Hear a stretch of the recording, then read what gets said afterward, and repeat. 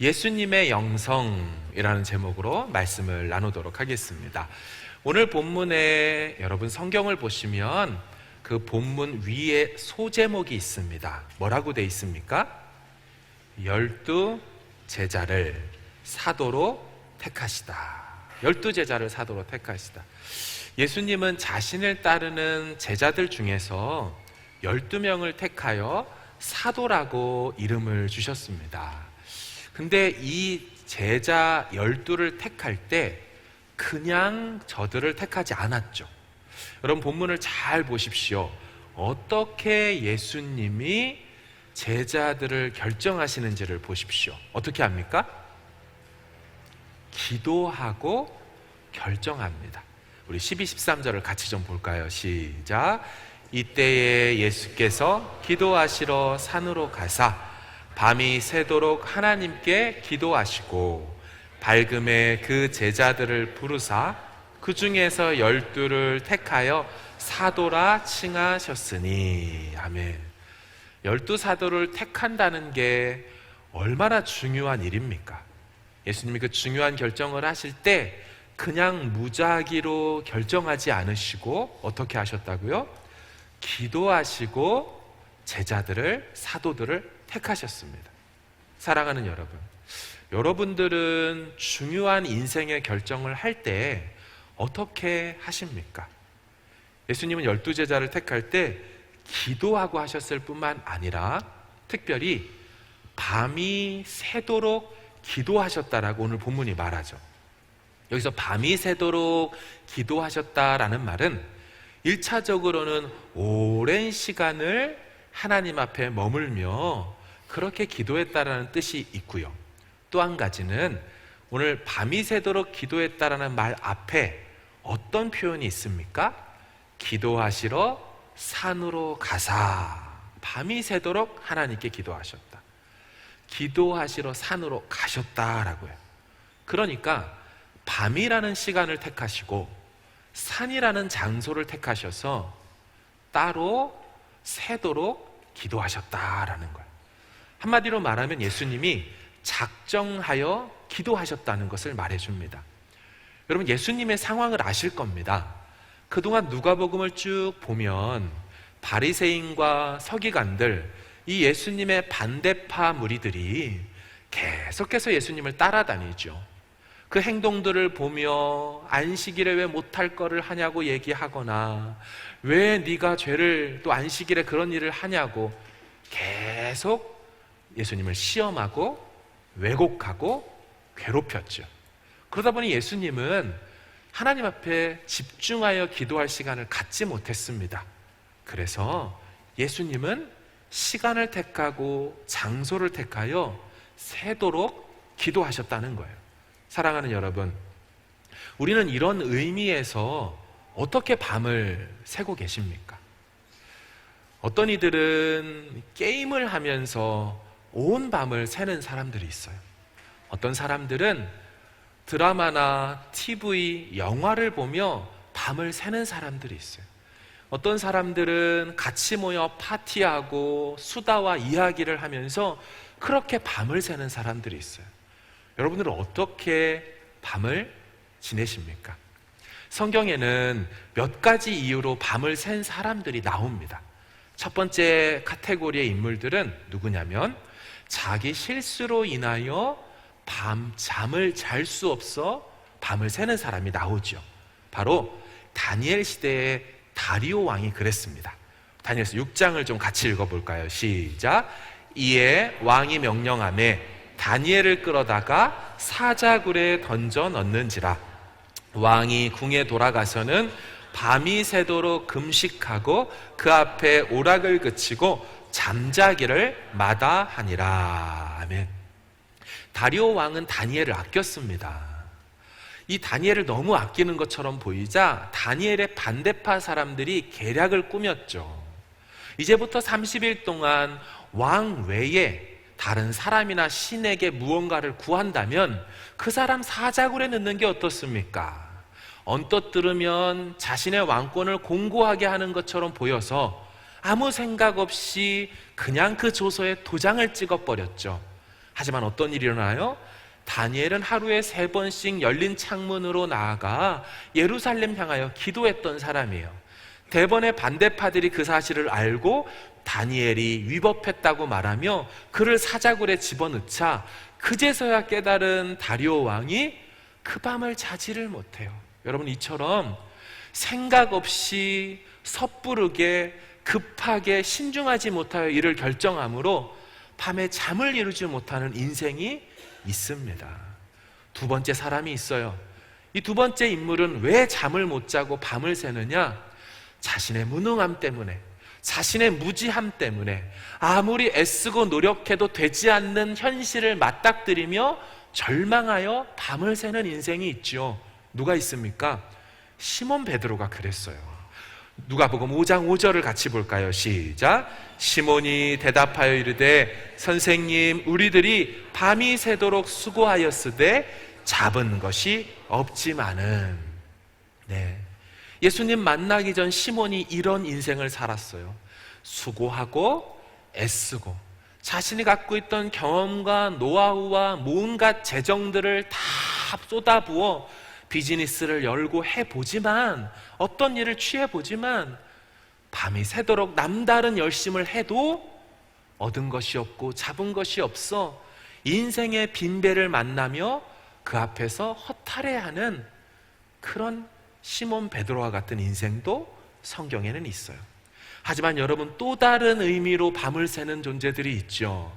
밤이 새도록 시간을 정하고 장소를 정하여 작정하여 결정하고 기도하며 하나님의 뜻을 구하고 하나님의 뜻을 찾으면서 사는 인생도 있지요. 예, 예수님이 그러셨죠. 우리 12절을 다시 한번 읽어볼까요? 시작. 이때에 예수께서 기도하시러 산으로 가사 밤이 새도록 하나님께 기도하시고. 예, 세 종류의 인생이 있어요. 여러분, 어떻게 인생의 시간과 에너지와 재정과 모든 것들을 어디에 쏟아붓고 어떻게 지내십니까? 다리오 왕처럼 실수 때문에 밤을 새는 인생, 시몬처럼 무능해서 지혜가 없어서 밤을 새는 인생. 여러분, 우리는 어떻게 골몰하고 무엇에 사로잡혀 우리의 모든 것을 소진하고 있을까요? 그것이 주님의 뜻을 구하기 위하여 그 시간을 보냅니까? 아니면 한날 없어질 그런 의미 없는 것 때문에 우리 시간을 보내고 있습니까? 해보고 해봐야 결국 쓸데없는 걱정과 근심 때문에 시간을 보내고 있습니까? 하룻밤 만에 사라질 가벼운 유흥을 즐기기 위하여 우리의 시간들을 보내고 있습니까? 인생의 중요한 결정 앞에, 인생의 중요한 갈림길 앞에서 우리는 어떻게 시간을 보내고 있는 것일까요? 혹시 우리 중에 특별히 올해가 중요하신 분이 계실까요? 하나님 앞에서 이런 생각이 드시는 분 말이죠. 하나님, 우리 아이가 올해 처음 학교에 들어가요. 우리 아이가 진급해서 학교에 들어갔어요. 혹은 자녀의 진로를 결정해야 되는 학년을 맞이한 부모님이 계십니까? 올해 반드시 취업을 해야 되거나 반드시 이직을 해야 되는 상황 속에 있는 분이 계십니까? 올해는 꼭 누군가를 만나서 의미 있는 관계 속으로 들어가길 원하는 분이 계실까요? 어떤 일을 처음 해보거나 올해 맡겨진 사명이 있는 분이 우리 중에 있을까요? 올해가 중요하신 분이 계십니까? 여러분, 그렇다면 결단할 수 있기를 바라요. 인생의 중요한 결정 앞에 두고 그 사명을 앞에 두고 그냥 아무렇게나 그렇게 결정하지도 말고 그냥 그렇게 시간을 낭비하지도 않아야 합니다. 여러분, 예수님은 하나님이신데도 기도하셨어요. 늘 그 안에 하나님의 영으로 충만하셔서 항상 하나님의 뜻이 무엇인지 알면서도 그분은 기도하셨어요. 요한복음 10장 30절에 보면 예수님이 이런 말씀을 하거든요. 나와 아버지는 하나이니라. 성부와 하나라고 말씀하시는 그분이 기도의 본을 보이시고 따로 시간과 장소를 떼어 기도하셔야 했다면, 여러분, 우리는 질그릇이고 흙으로 빚어진 연약한 우리는 얼마나 더 기도의 자리에 나아가야 하겠습니까? 여러분, 이 중요한 결정과 사안 앞에서 우린 더 기도의 자리에 나아가야 해야 되는 거예요. 여러분, 이 같은 예수님의 기도하는 모습을 초대교회가 그대로 닮았던 것을 아십니까? 우리 초대교회 대표적인 교회가 예루살렘 교회이지요.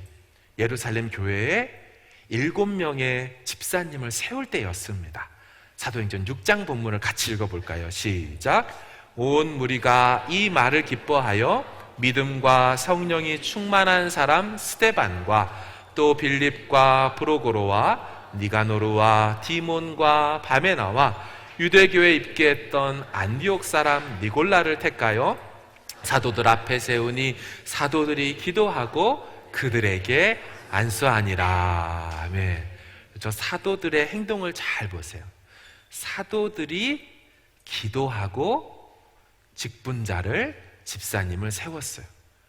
예수님이 산에 오르셔서 기도하고 12사도를 세웠던 거를 그대로 보고 배워서 예수께서 하셨듯이 사도들이 하고 초대교회가 따라 했다라는 것이죠.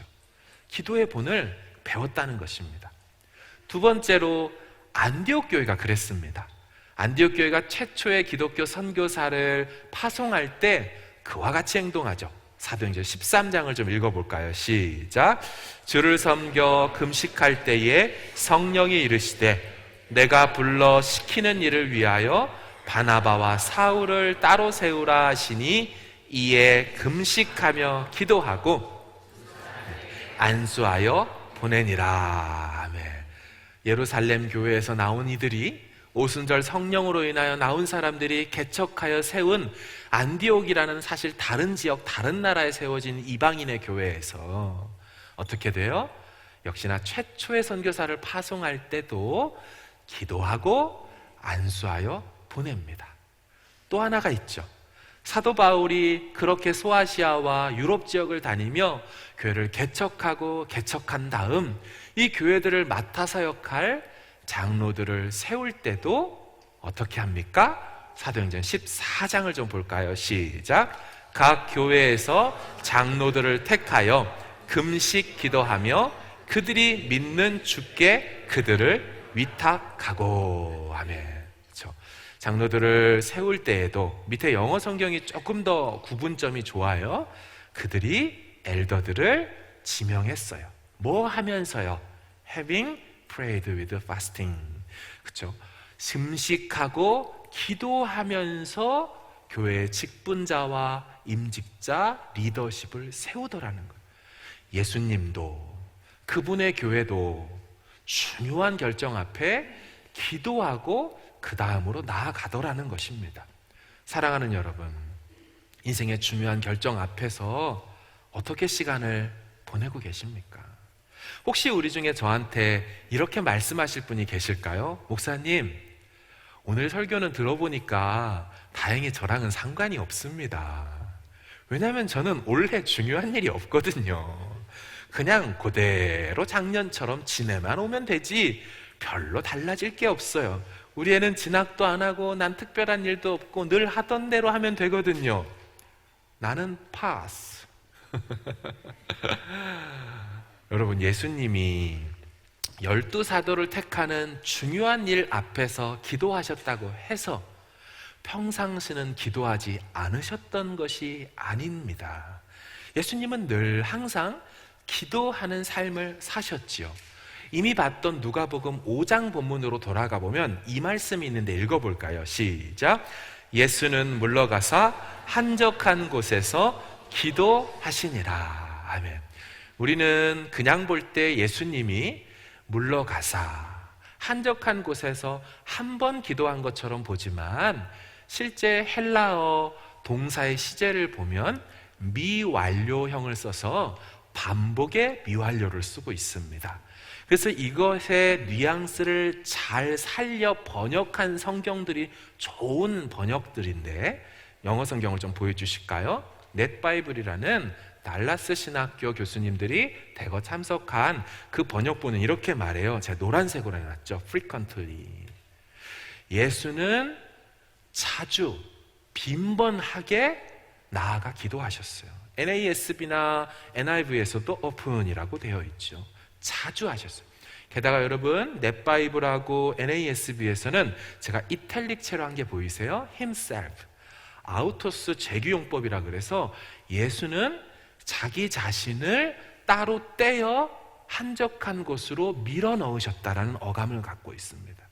사역에 매여 있지 않고 바쁜 일상과 사람들 만남에 매여 있지 않고 자신을 withdraw, 빼내서 영적인 자기 격리, 자가 격리의 시간을 가지며 하나님 앞에서 그 시간들을 보냈다라고 뉘앙스를 살려 잘 번역해 놓은 것이죠. 그럼 예수님은 항상, 늘, 종종, 자주 기도하셨어요. 이미 우리가 본 것처럼 예수님은 요단강에서 세례 받을 때 뭐 하셔요? 기도하셨죠. 3장 보세요. 백성이 다 세례를 받을세 예수도 세례를 받으시고 기도하실세 하늘이 열리며, 그분의 첫 번째 등장하는 모습 속에서 기도하셨죠. 오늘 본문 12사도 택할 때 기도하시죠. 누가복음 9장 보여주세요. 변화산 사건에서도 기도해요. 이 말씀을 하신 후 8일쯤 되어 예수께서 베드로, 요한, 야고보 데리고 기도하시러 또 산에 오르시죠. 오늘 본문에서도 올라갔지만 6장에도 9장에서도 산에 오르셔요. 그럼 이렇게 계속 예수님의 모습은 사역 속에 기도하고 기도하는 모습으로 나타나자 이 누가복음을 기록하는 저자 누가는 급기야 예수님의 삶의 모습을 22장에 이르러 그분의 공생의 마지막 장면쯤을 묘사할 때는 이런 용어를 써서 표현해내죠. 22장을 보여주세요. 예수께서 나가사 습관을 따라 감람산에 가시매, 제자들도 따라갔더니 그곳에 이르러 그들에게 이르시되 유혹에 빠지지 않게 기도하라 하시고 그들을 떠나 돌 던질 만큼 가서 무릎 꿇고 기도하여. 여러분, 기도는 예수님의 습관이 되었다라고 누가복음은 설명하고 있어요. 인간 저자의 눈에 이제 예수님의 기도는 중요한 일 앞에 두고만 하는 모습이 아니라 이제 기도는 그분의 습관이 되었다라고 설명하고 있어요.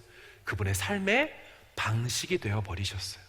누가복음의 예수님은 기도하는 예수님이셨어요.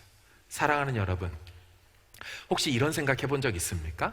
그렇다면 예수님께서 이 산에 오르셔서 기도할 때 어떤 기도를 하셨을까 하는 그런 궁금증 말입니다. 물론 성경은 말해주지 않는데 그냥 제가 예수님의 기도하시는데 옆에 가서 엿듣고 싶은 마음이 들었다는 거 아니겠어요? 그래서 오늘 본문을 잘 보면 예수님의 모습 속에 살짝 그분의 기도 내용을 엿들을 수 있는 것 같은 느낌을 받았어요. 뭐냐면 예수님은 당신의 눈앞에 12명의 제자들만 있어서 그 12명을 하나하나 그냥 부른 것이 아니었다라는 것입니다. 6장 13절을 좀 볼까요? 읽어보겠습니다. 시작. 밝음에 그 제자들을 부르사 그 중에서 12를 택하여 사도라 칭하셨으니. 아멘. 자, 12명만 있었어요? 12명 이상이 있었어요. 이상이 있었죠. 그 중에서 12를 불렀으니까요. 이미 예수님을 따르는 수많은 제자들이 있었죠. 화면으로 준비하진 않았지만 가지고 계신 성경 17절에 보면 그 제자의 많은 무리와 라는 표현이 있어요. 제자의 많은 무리가 있었는데 12명만 기도하고 부르셨다는 거예요.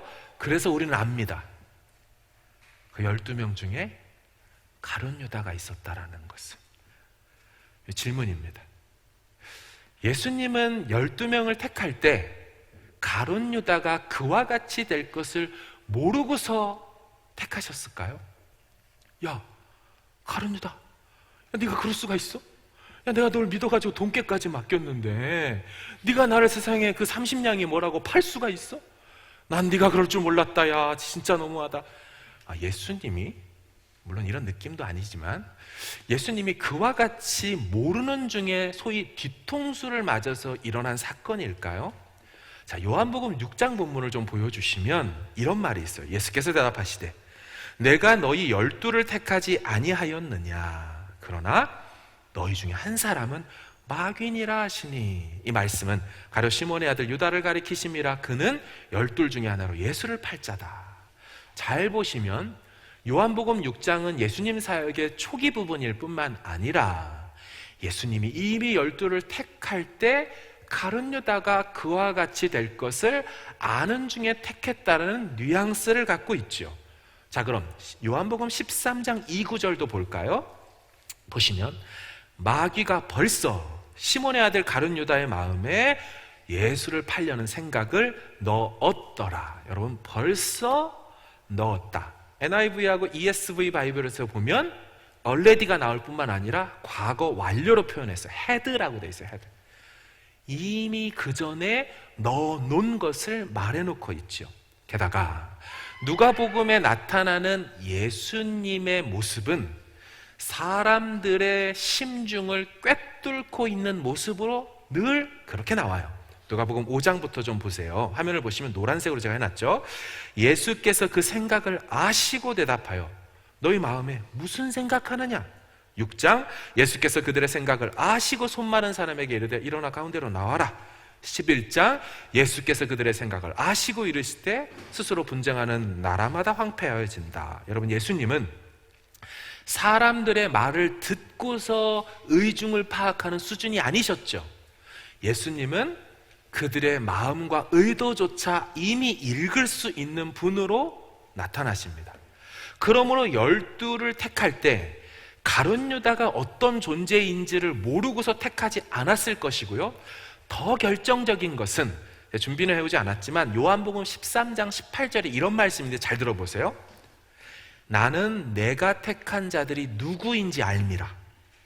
나는 내가 택한 자들이 누구인지 알미라. 그러나 내 떡을 먹는 자가 내게 발꿈치를 들었다는 성경을 응하게 하려는 것이니라. 이 무슨 말이냐면요, 시편의 41편에 보면 나와 함께 떡을 먹던 내 친구가 배반하여 나를 발꿈치를 들어 배신하였다. 이 말씀이 있어요.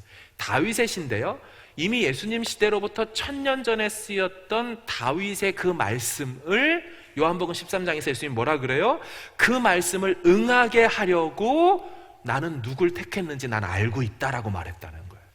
그러니까 예수님은 모르는 중에 어떻게 뽑기 하다 보니 희한한 놈이 걸려드는 게 아니고 하나님 앞에 기도하며 누구를 선택해야 예수님의 오신 구속, 십자가에서 죽으시고 시편에 기록된 모든 버림받고 넘겨져서 그렇게 돌아가시게 될 것인지가 성취되는지 그분은 기도하면서 아셨다라는 거예요. 그래서 저는 예수님의 그 기도 속에 이런 느낌을 받았습니다. 시몬 베드로로부터 자신을 팔게 될 가룟 유다까지 택하시면서 아버지여 나의 원대로 마옵시고 아버지의 원대로 선택해 주십시오 하며 그런 하나님 앞에서 기도 속에 가룟 유다를 택하셨을 것입니다. 왜요? 모르지 않으셨으니까. 왜요? 하나님께서 이미 약속하신 그 팔려지는 친구에게 배신되어지는, 왜냐하면 여러분 요한복음 13장이 너희는 나의 친구다라는 그 자신이 그들의 친구임을 말하는 장면 속에 친구인 가룟 유다가 자신을 배반하게 되는, 팔게 되는 장면으로 연결되기 때문에 더더욱 요한복음 13장은 시편 41편과 연결되어 있고 예수님 그것을 이미 아는 상태에서 가룟 유다를 택했다라고 말하는 것이죠. 여러분, 예수님은 기도의 시간을 통하여 자신의 한계를 넘어서시고 또 그리고 자신의 원을 넘어서서 성부 하나님의 뜻까지 수용하며 그렇게 순종의 삶으로 하나님의 계획 안으로 들어오시는 모습으로 나타나고 있습니다. 여러분, 기도는 우리 한계를 넘어서게 해요. 기도할 때 내가 원하는 선택만 하지 않고 내 힘으로 감당할 수 없는 것까지 믿음으로 받아낼 수 있는 힘을 기도하는 자리에서 얻게 돼요.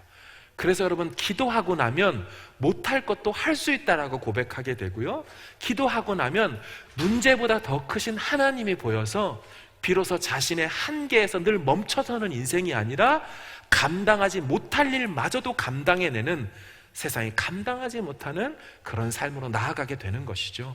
그래서 기도는 성도의 삶에 항상 능력의 원천이 되는 줄로 믿습니다. 성도의 삶의 지경을 뛰어넘는, 한계를 뛰어넘는 그것이 내 노력이 아니라 기도를 통하여 열리게 되는 것이죠. 여러분, 12절을 좀 보여주실까요? 이때 예수께서 기도하시러 산으로 가사 밤이 새도록 하나님께 기도하시고. 여러분, 뒤에 있는 밤이 새도록 하나님께 기도했다라는 표현이 이 YLT라는 번역이 있어요. 영어 성경 번역이 한 50개, 100개 되게 많거든요. 그 중에서 되게 미닝 투 미닝으로 되게 많이 저쪽으로 간 번역도 있는가 하면 원문에 가깝게 최대한 이쪽으로 리터럴하게 번역한 게 있는데, 그 중에 끝판왕이 YLT라는 영스 리터럴 트랜슬레이션입니다.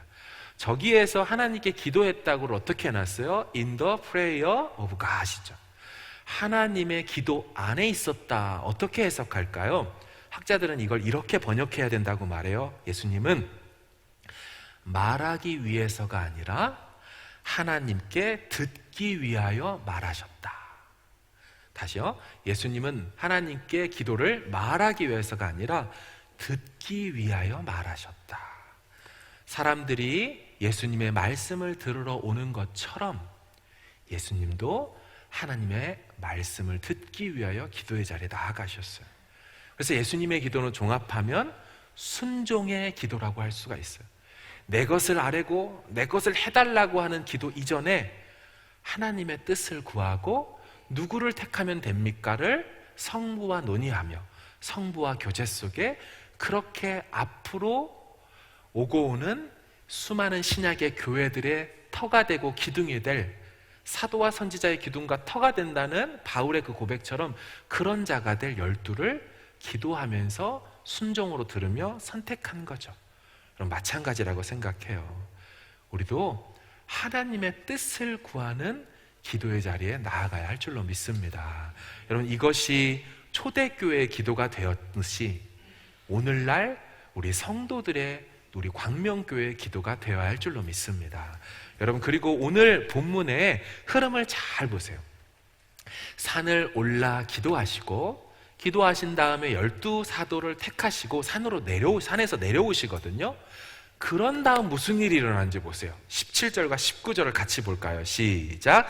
예수께서 그들과 함께 내려오사 평지에 서시니, 19절, 온 무리가 예수를 만지려고 힘쓰니 이는 능력이 예수께로부터 나와서 모든 사람을 낫게 함이러라. 아멘. 잘 보세요. 이 말씀 계속 띄워주세요.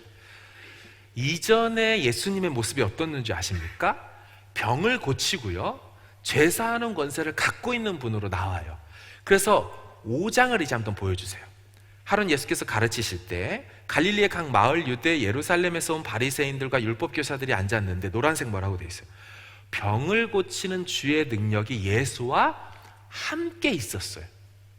5장에서는 그분에게 능력이 없었던 거 아니에요. 있었어요. 근데 그 능력이 그분과 함께 머무는 묘사로 되어 있다면 6장에 이르러 본격적으로 사도들을 택하고 본격적으로 기도하고 밤이 새도록 더 집중하여 기도한 다음에 예수님에게 일어난 모습은 19절을 다시 위로 올려주세요. 뭐라고 돼 있어요?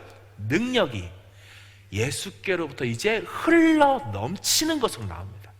그 전에 그분 안에 머물렀다는 표현이 이제는 기도하신 후에는 넘쳐나가죠. 여러분, 그래서 누가복음 8장 가보면 어떤 사건이 나옵니까?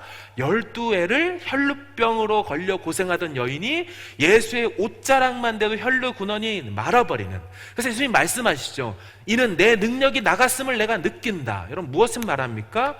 당연히 예수님은 능력이 있어요. 당연히 예수님은 권세와 능력이 다 있어요. 하지만 그 예수님을 주인으로 믿고 그 그리스도인 그분을 따라 살아가는 오늘날의 그리스도인들에게 누가가 그 본문을, 성경을, 예수님을 남기면서 뭐라고 말하고 싶은 거예요? 기도한 후에 그리스도로부터, 그리스도에게서부터 능력이 흘러나오고 있다. 오늘날 모든 성도들과 교회들이 이와 같이 기도의 삶을 살 때 나 안에서만이 아니라, 그것으로 그치는 것이 아니라 흘러나와 살리고 살려내는, 치유하고 회복시키는 일들이 일어난다라고 그걸 누가는 설명하고 싶은 거예요. 예수님에게 원래는 능력이 없다가 더 생겼다라고 보시면 위험하지만 저자 누가가 얘기하고 싶은 그 의도로 본다면 그 예수님의 기도의 본을 따르는 모든 세대들이요 이와 같이 밤이 새도록 결단하고 작정하여 기도하는 모습을 살 때, 그런 영성의 삶을 살 때 그때로부터 능력이 나온다라고 말하는 거예요. 사랑하는 여러분, 예수님의 영성은 철저히 기도하는 영성이셨어요. 혹시 올해 중요한 결정을 하셔야 합니까? 중요한 선택이나 일이나 부여받은 사명의 자리가 있습니까? 예수께서 기도하시고 사명을 감당하신 것처럼, 예수께서 기도하시고 12제자를 택하셨던 것처럼 우리도 기도하고 결정해야 하는 줄로 믿습니다. 우리도 기도하면서 그 사명을 감당해야 합니다. 여러분, 이런 말 들어보셨어요? 새해 초에 어떤 사명과 감당할 일을 맡았어요. 그래서 힘차게 시작을 해요. 와, 이거 하나님이 시키실 일이라고 시작해요. 그런데 12월이 되고 나서 못하겠다라고 말해요. 12월이 되고 나서 못하겠다라고 말을 해요. 왜 그럴까요? 점검해 볼 필요가 있어요. 맡겨진 사명, 감당해야 될 것은 큰데 이것을 감당해야 될 영적인 공급원, 기도의 자리를 확보해 놓지 않고 하나님으로부터 능력을 받아서 할 생각을 하지 못하고 내 힘으로 할 수 있다라고 착각해서 달려들다 보니 그래서 번아웃이 되는 거예요. 그래서 상처를 받는 거예요. 무슨 말을 하려거든 하나님이 하시는 말씀같이 해야 되고, 무슨 일을 하려거든 하나님이 공급하시는 힘으로 해야 된다고 베드로 사도가 말해놨건만 자기 힘으로 그 자리에서 버티고 서 있으니 결국 번아웃돼서 넘어지는 것이죠. 사랑하는 여러분, 우리가 우리의 삶을 지금 그대로 하면서 더 큰 기대와 꿈의 내용들을 소망한다면 우리는 그것을 이루지 못하여 결국 빈배의 삶을 또 만나게 돼요. 이것을 끊고 더 큰 사명의 자리로, 하나님께서 부어주시는 그런 자리로 나아가게 되는 것은 바로 하나님에게 능력을 부여받아야 되는 거예요. 하나님 능력을 받지 않고 하나님이 열어주시는 그 자리에 가지 않고 내가 그 이상의 일을 하겠다? 가능하지 않은 것이죠. 지난 월요일이었어요. 아내랑 같이 월요일 저녁이에요. 한 8시경 나와서 교회 앞 본당 주차장을 이렇게 돌고 있었어요. 그런데 갑자기 드라이브 웨이 쪽에서 누가 막 내려오더라고요. 그래서 누군가 하고 봤더니 청년 자매와 청소년 자매 둘이서 같이 이렇게 오고 있더라고요. 그래서 제가 물었어요. 아니, 이 아무도 찾지 않는 이 월요일 교회에 어떻게 왔니? 물어보니까 저희 기도하러 왔어요. 그렇게 말해요. 둘이 한 10살은 차이나 보이는데 그 청년과 청소년 자매가 같이 와서 그렇게 비어있는 조용한 본당에 들어가 새벽 기도 음악을 틀어놓고 그렇게 같이 기도하더라고요. 그리고 기도가 얼마쯤 지났을까요? 기도 음악이 끝나고 같이 막 또 교제하고 이야기를 하더라고요. 그 모습이 얼마나 사랑스럽고 이쁜지. 하나님, 복을 주신다면 이런 아이들에게 복을 주셔야 하지 않습니까? 하나님, 이 아이들이 앞으로 어떻게 될지 저는 모르지만 하나님 아시지요. 기도로 자신의 인생들의 기초를 쌓아가고 하나님과의 관계 속에 늘 머물려고 하는 이들에게 능력을 부으셔서 멋지게 사용하여 달라고. 때로 사택이 교회랑 같이 있다 보니까 평일 저녁에 차가 한 대가 쑥 들어와요. 수요일도 아니에요, 금요일도 아니에요. 그냥 평일 시간에 사실 사람이 찾아오지 않을 시간들에 어떤 차가 쑥 들어와요. 뭐 하는가 하고 보면 들어가셔서 기도하고 퇴근하시는 분이 있어요. 혹은 새벽에는 못 나오더라도 나와서 기도하시고 출근하시는 분들이 있어요. 그분들을 다 가서 인사를 하지는 못하지만 마음속으로 축복하고 그렇게 격려해요. 하나님, 저분들에게 복을 주십시오. 하나님 앞에서 머물며 하나님의 능력이 임하기를. 사람들 많이 있는 자리에서도 기도할 수 있지만 홀로 시간을 떼어놓고 나와 기도하는 그 모습, 주님 복 달라고. 사랑하는 여러분, 한번 결단해 보세요. 새벽에 혹시 나오지 않으셨던 분들은 새벽 자리에 한번 나와 보려고 결단해 보세요. 금요 자리에 혹시 아직 나오지 못하신 분이 있다면 한번 나와서 기도해 보세요. 요즘 제가 너무 감사한 게 있어요. 뭐냐면 금요 심야에 또 새벽 기도에 우리 청년들이 나오고 있어요. 5, 6명, 10명, 15명 청년들이 그렇게 같이 나와서 기도하더라고요. 너무 감사하죠. 그래서 이제 자리가 부족해서 보조 의자를 깔고 이렇게 앉더라고요. 같이 그렇게 앉아서 기도하고 그런 마음이 들었어요. 아니 무슨 외부 강사가 온 것도 아니고 특별 집회도 아닌데 야, 금요 기도회가 늘 특별한 느낌을 주는 거예요. 같이 이렇게 꽉 앉아서 기도하니까 여러분을 기도의 자리에 더 초청해요. 그래서 나와서 기도하면서 하나님께서 정말 어떤 역사들을 내 삶 가운데 일으키실지를 정말 한번 믿음으로 한번 헌신해 보는 거예요. 예수님이 그렇게 따로 시간을 내셨던 것처럼. 사랑하는 여러분, 이 찬송을 아십니까? 화면을 좀 띄워주시면 이 찬송, 내 기도하는 그 시간 그때가 가장 즐겁다. 주 세상에서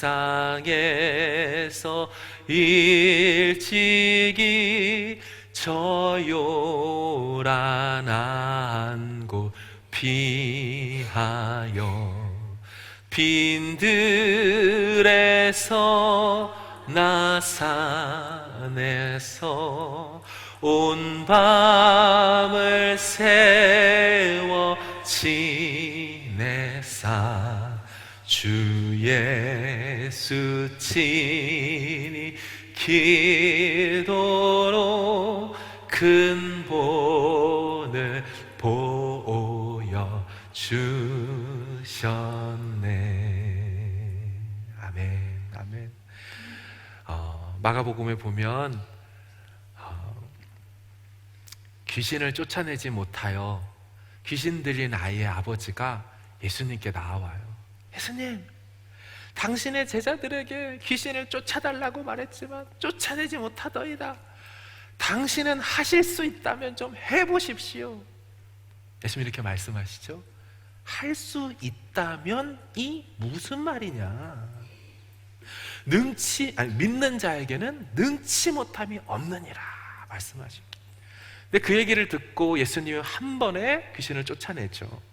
그것을 쭉 하고 바라봤던 제자들이 희한해서 예수님과 따로 있을 때 묻지 않습니까? 예수요, 왜 우리는 이거 안 돼요? 다시 말하면 왜 우리는 믿음이 없어요? 라는 표현 아니겠어요? 그때 예수님이 이렇게 말하죠. 믿음이 없어서 그래! 라고 말 안 해요. 뭐라고 하냐면 마가복음 9장 29절에 기도 외에는 이런 유가 나갈 수 없느냐. 여러분, 이런 유가 무슨 뜻이냐면요, 이런 종류의 귀신은, 이런 종류의 문제는 기도하지 않고는 해결되지 않는다를 말하는 거예요. 그러니까 정리하면 무슨 말입니까? 믿음으로 쫓아내는 거 맞는데 그 믿음이 어디서로부터 말미암느냐는 거예요. 그게 뭐예요? 기도라고 얘기해요. 야, 난 니들이랑 달라서 그래 임마. 당연히 니들은 못하지. 내가 예수잖아. 나는 아버지가 계시니까 나는 되지 라고 하신 적이 없어요.